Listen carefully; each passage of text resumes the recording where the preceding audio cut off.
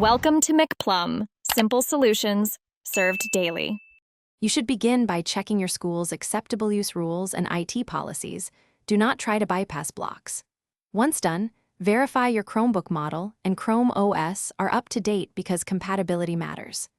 Make sure you have a Microsoft account signed up and two-factor authentication configured so you can sign in securely. Also, prepare a personal device or home network for testing, since many schools restrict gaming traffic. Knowing this upfront will prevent policy violations and wasted time.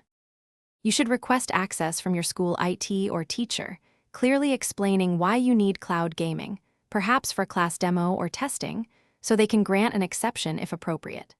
Once you have permission, install or use only approved apps and the Microsoft Edge browser on your Chromebook, following IT guidance. This avoids policy conflicts and reduces security risk. If school policy still disallows it, make sure to use your own home Wi-Fi or a personal mobile hotspot where you control the network rather than the school's network.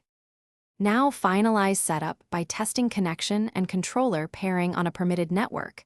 Check latency and bandwidth since cloud gaming needs a stable connection.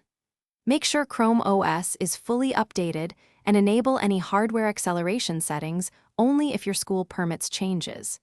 If you hit playback or sign-in errors, do not attempt to bypass filters. Instead, capture basic logs and reach out to school IT for help or use approved alternatives such as offline emulators or teacher-supervised sessions.